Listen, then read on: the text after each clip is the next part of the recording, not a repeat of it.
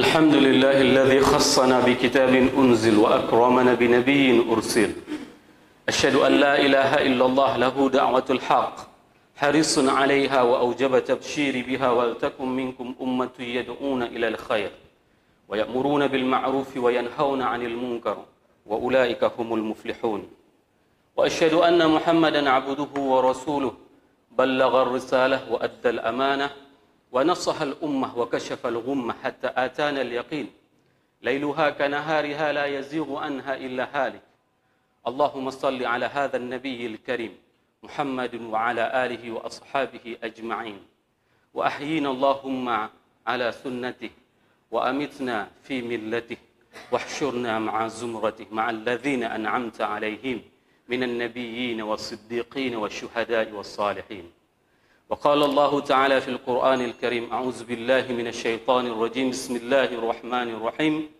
سبحان الذي أسرى بعبده ليلا من المسجد الحرام إلى المسجد الأقصى الذي باركنا حوله لنريه من آياتنا إنه هو السميع البصير يا أيها الناس اتقوا الله حق تقاته ولا تموتن إلا وأنتم مسلمون رب اشرح لي صدري ويسر لي أمري wahlul 'uqdatam min lisani yafqahu qawli amma ba'd.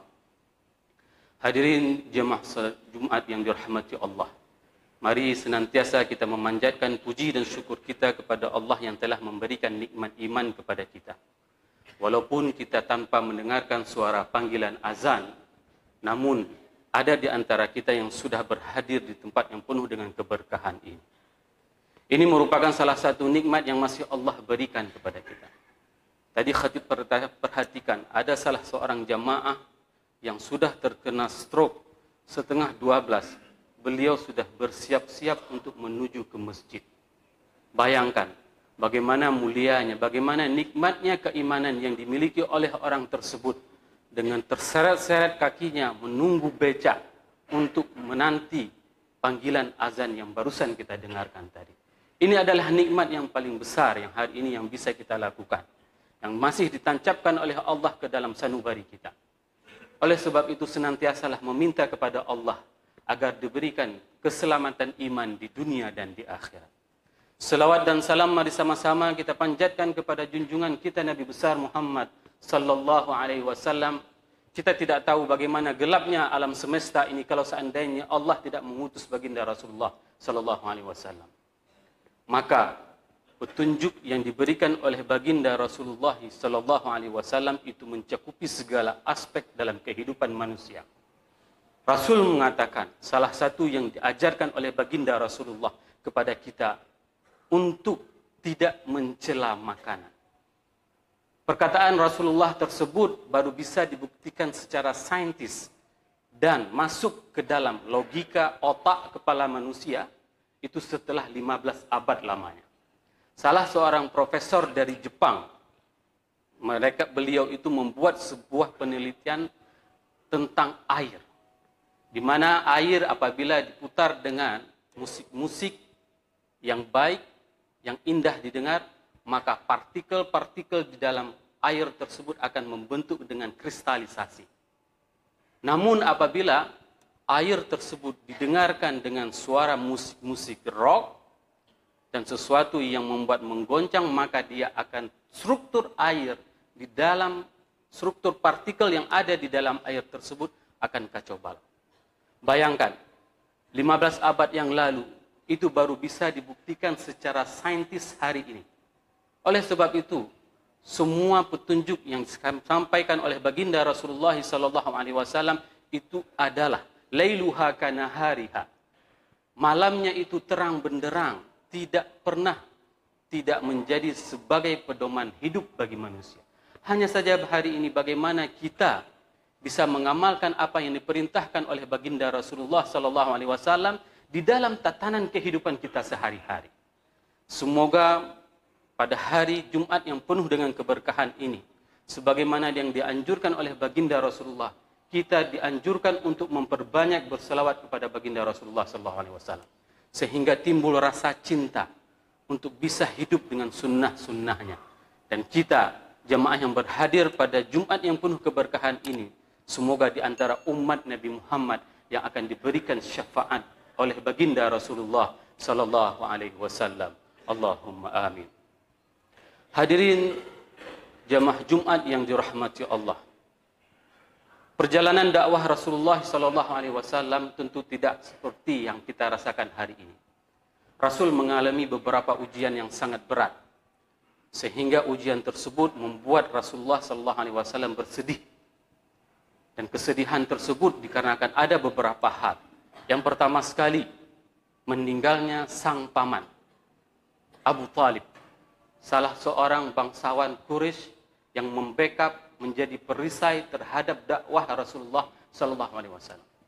Dan kecintaan seorang paman terhadap ponakannya itu ditunjukkan dengan rela mengorbankan nyawanya.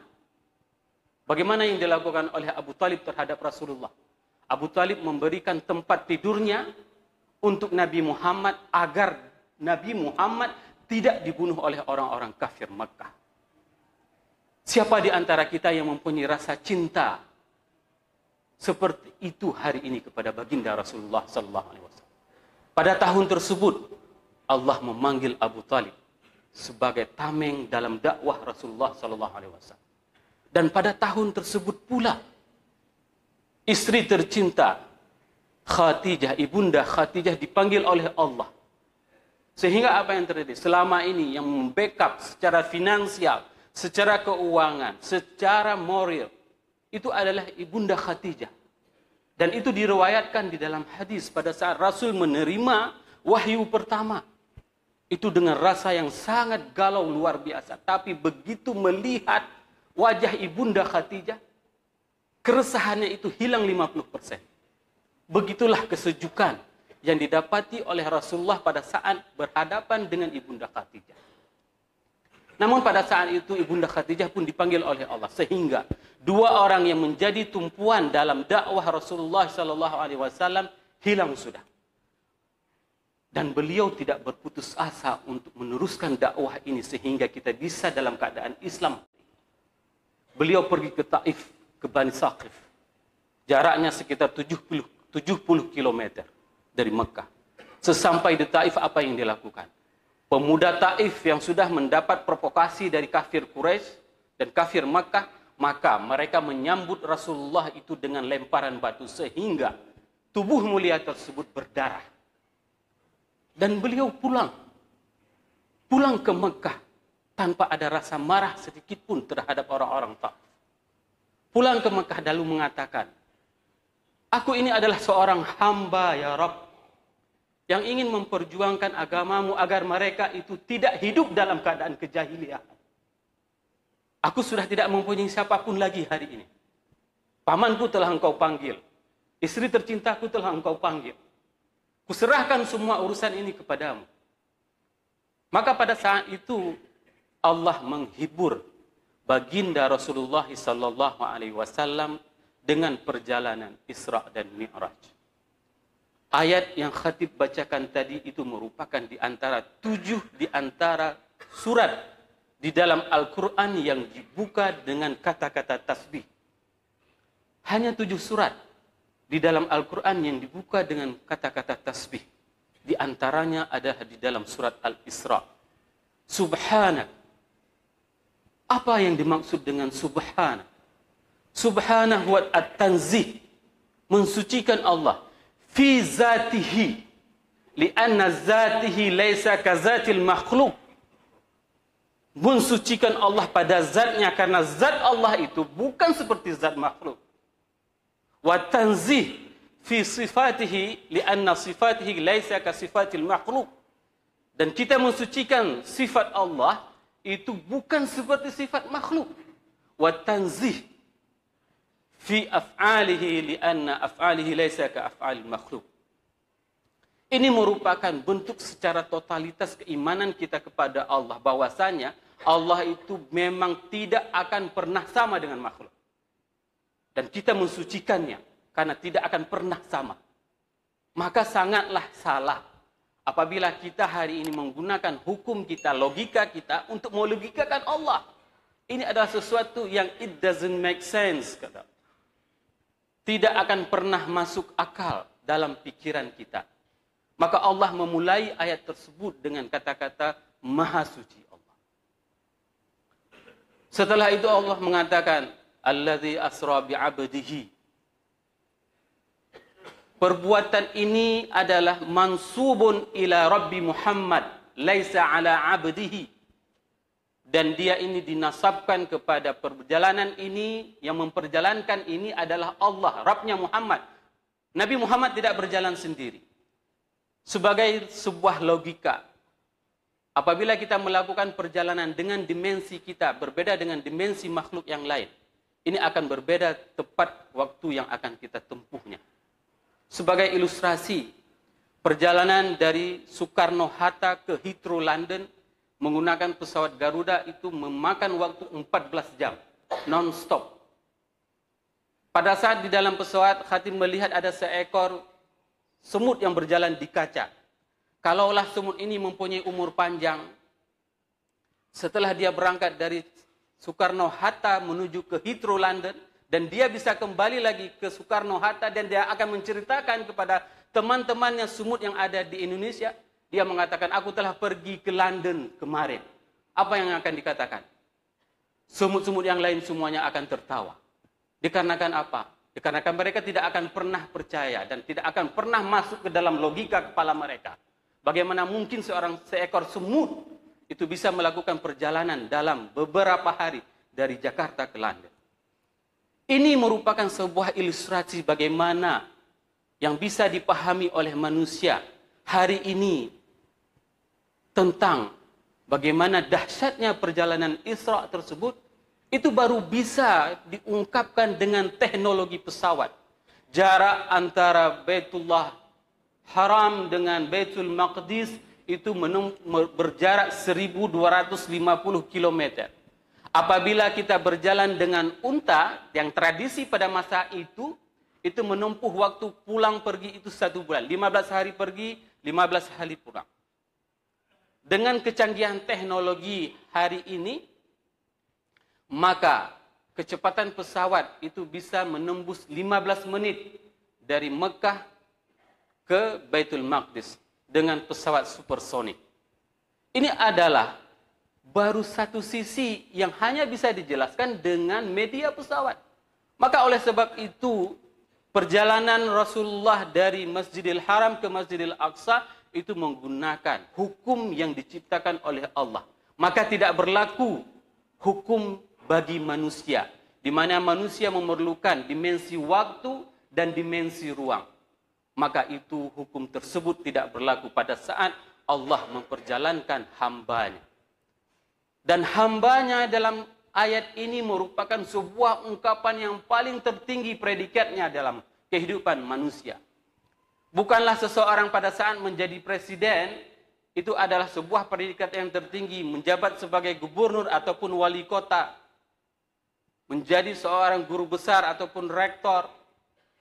Bukanlah itu predikat yang tertinggi, akan tetapi pada saat Allah mengakui orang tersebut sebagai hambanya, maka orang tersebut telah memiliki predikat tertinggi, status di atas muka bumi ini. Inilah perjalanan yang dibawakan oleh Allah terhadap hambanya. Lailam minal masjidil harami ilal masjidil aqsa. Para mufassirin menyebutkan kenapa perjalanannya harus malam hari. Ini diungkapkan dengan beberapa ujian, di mana orang-orang kafir Quraisy pada saat mendengarkan berita tersebut, mereka mengatakan, hancurlah dakwah Muhammad kali ini. Dia telah mengatakan sesuatu yang memang tidak masuk akal. Kenapa dikatakan demikian? Bagaimana mungkin kita bisa mempercayai perjalanan Muhammad dari Masjidil Haram ke Masjidil Aqsa 1250 km dalam jangka 1 malam? Maka dakwah Nabi Muhammad tidak akan pernah dipercaya lagi oleh kaum-kaumnya. Begitu ungkapan orang-orang kafir Quraisy. Dan mereka mencoba untuk menyampaikan apa yang disampaikan oleh Nabi Muhammad kepada para sahabatnya. Namun apa yang terjadi jamaah yang dirahmati Allah? Pada saat ungkapan tersebut diungkapkan, diceritakan kepada Abu Bakar, apa yang dijawab oleh Abu Bakar? Abu Bakar menanyakan kepada orang tersebut, apakah berita tersebut keluar dari Nabi Muhammad? Apakah berita tersebut keluar dari mulut Muhammad? Iya, Muhammad yang mengatakan seperti itu. Kalau memang demikian, maka aku mempercayai apapun yang dia katakan. Ini merupakan di antara hikmah terbesar pada saat kita membacakan ayat ini, yaitu mengajarkan kepada kita bahwasanya iman itu tanpa batas dan beriman itu tanpa syarat, sebagaimana yang ditunjukkan oleh Abu Bakar. Abu Bakar telah menunjukkan sebuah kisah kepada kita bahwasanya beriman kepada Allah itu tanpa syarat dan tanpa batas. Inilah yang harus kita contohi dari semangat bagaimana perjalanannya. Kenapa harus malam hari? Karena memang tidak dapat dilihat oleh manusia. Tidak ada manusia yang bisa melihatnya. Dan inilah hal yang gaib. Maka keimanan Abu Bakar itu adalah keimanan as-siddiq. Orang yang paling berat imannya di atas jagat raya ini.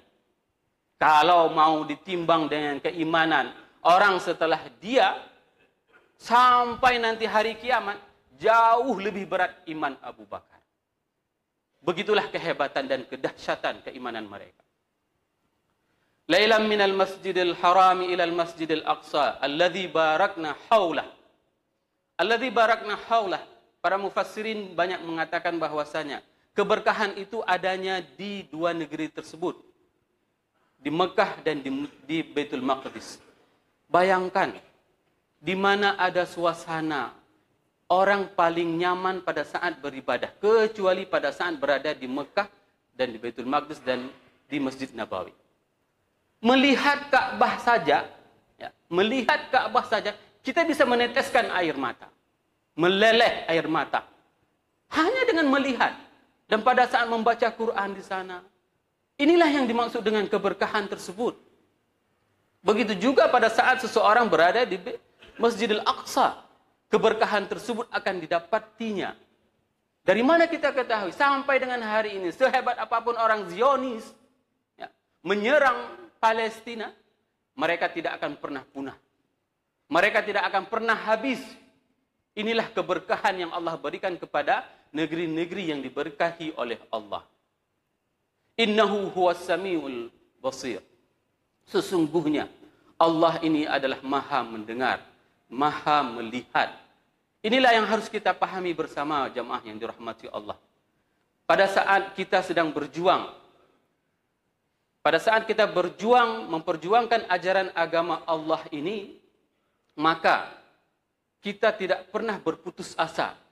Dikarenakan apa? Dikarenakan pada saat proses Isra dan Mi'raj tersebut, Rasulullah telah diperlihatkan ayat-ayat Allah. Di antara ayat Allah yang dinampakkan pada saat itu adalah adanya surga, adanya neraka.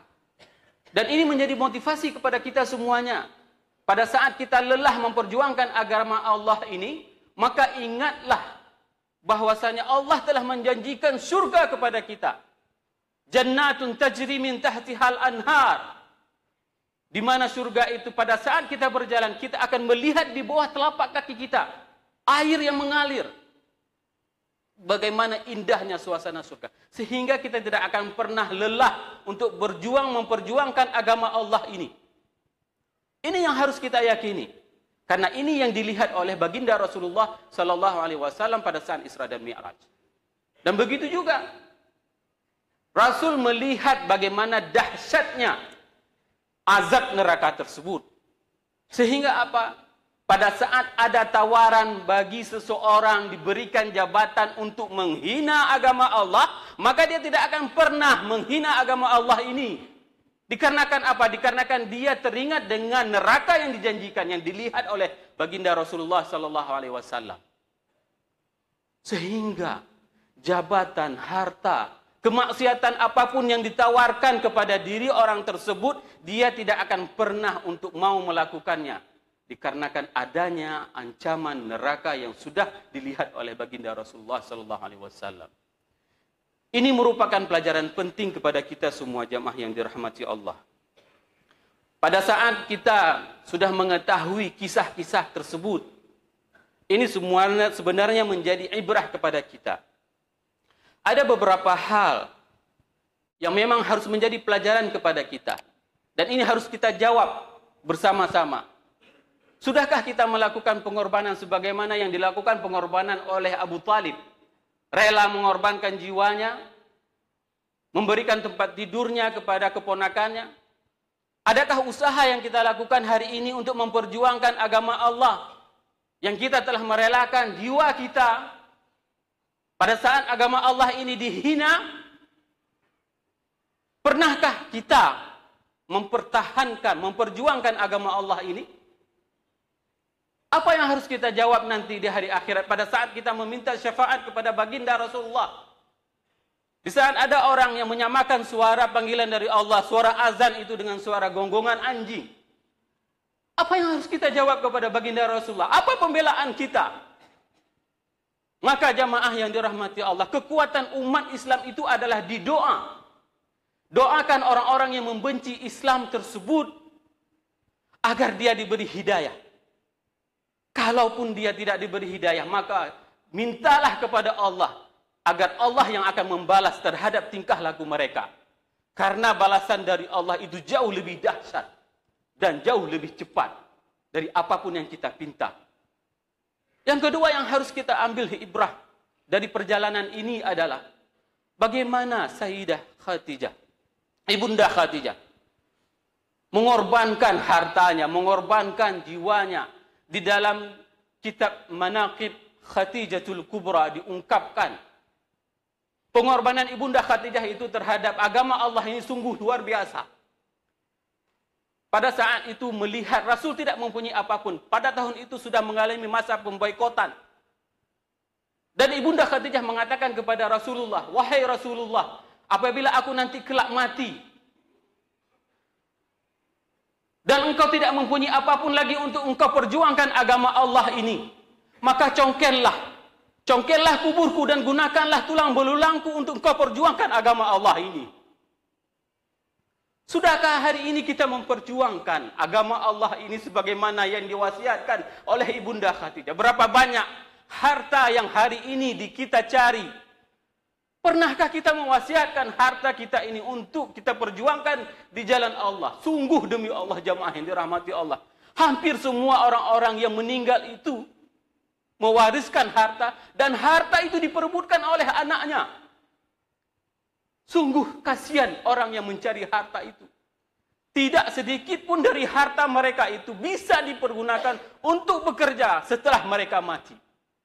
Maka oleh sebab itu, selagi kita masih hidup di dunia ini dan mempunyai kelebihan yang Allah berikan kepada kita, maka peruntukkanlah, wasiatkanlah harta tersebut untuk kita pergunakan agar diperjuangkan untuk agama Allah ini. Semoga apa yang khatib sampaikan ini bermanfaat kepada khatib dan kepada jemaah semuanya.